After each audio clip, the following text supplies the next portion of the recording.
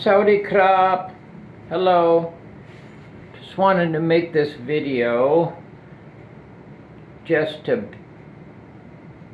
educate myself and educate maybe somebody else. I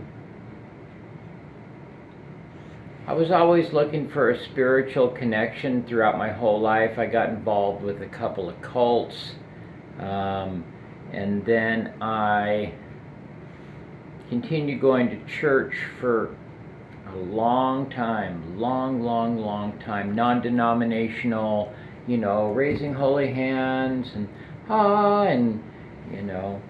so that was my whole life experience until I got into recovery about 13 years ago. And then, it's a 12-step program, so I was looking for a higher power. That's part of the program, finding the God of your understanding, a higher power, spiritual, through prayer and all that. And I did that for the first couple of years. And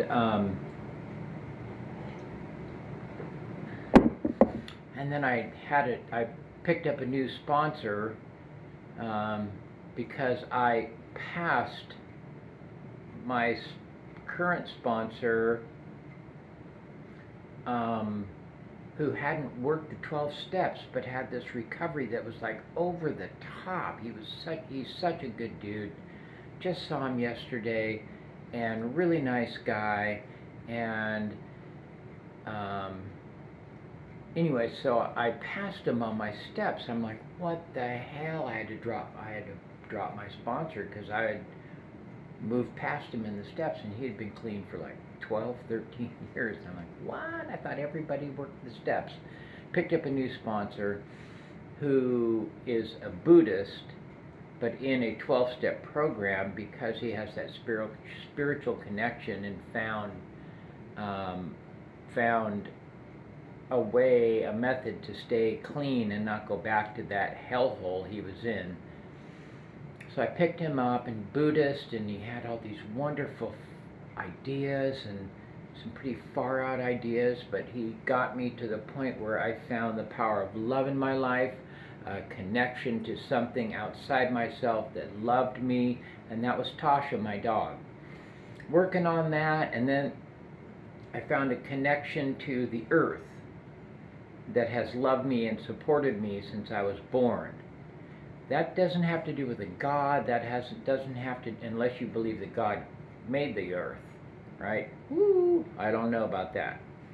And so started there, and then I progressed, and I started looking at just exploring the atheist approach to life. And the more I looked at it, the more logical and reasonable it became.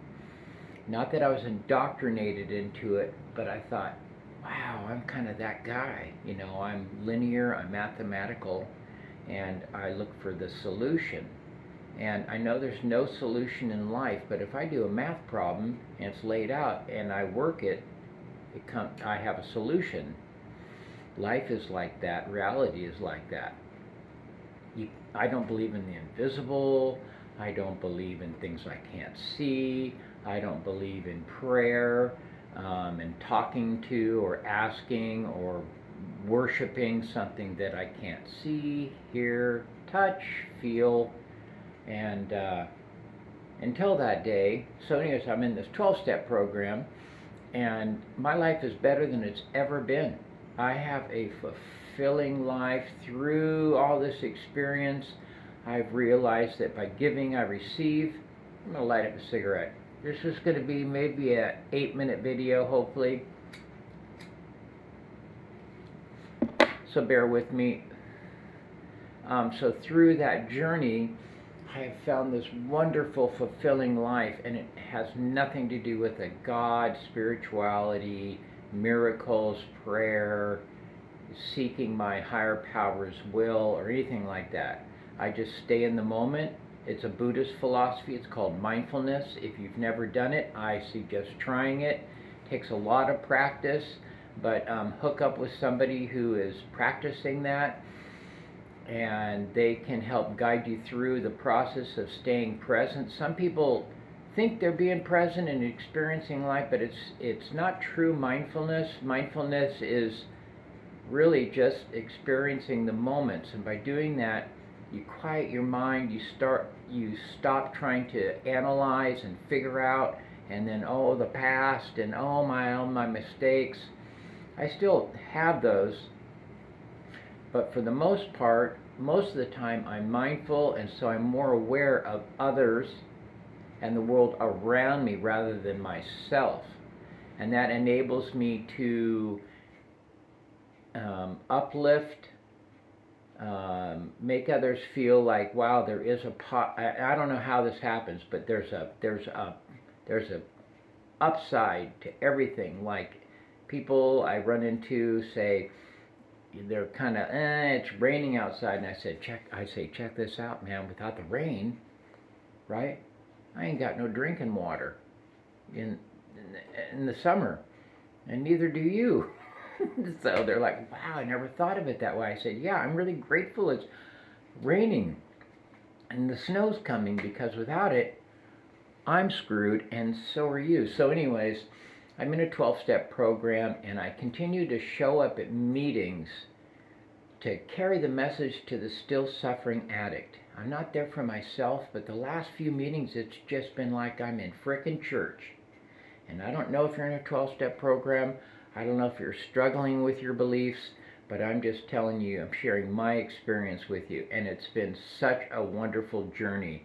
And I feel more grounded and more in touch with reality now. And it's been like 6 years since I got introduced to like Buddhism and the idea that until things are demonstrated, and they can be demonstrable and falsifiable and peer-reviewed, right, for the truth of the matter.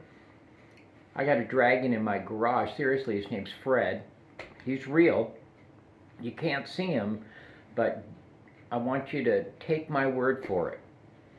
Right? That's a pretty high claim. That's a pretty big idea, and something really maybe you find difficult to believe, kind of like a god. And so until you see it, I wouldn't take my word for it. I'd come see my purple dragon. And if you open the garage and you see a purple dragon, sweet, oh my God, dragons exist, and it's living in Michael's garage. I'm going to get on Facebook and I'm going to tell everybody. So until that day, I'm an atheist. I'm in a 12-step program, and I'm hanging in there. I'm trying my best not to walk away. I have a great sponsor, and I'm grateful for that and everything that I have. I have a nice house. So each day I try to find things that I'm grateful for, not things that I want. And that, to me, has led to a successful, but, it can be challenging daily life. And life isn't easy. There's a lot of suffering on this earth. And I wish you the best, and I hope you have a great day, and peace out.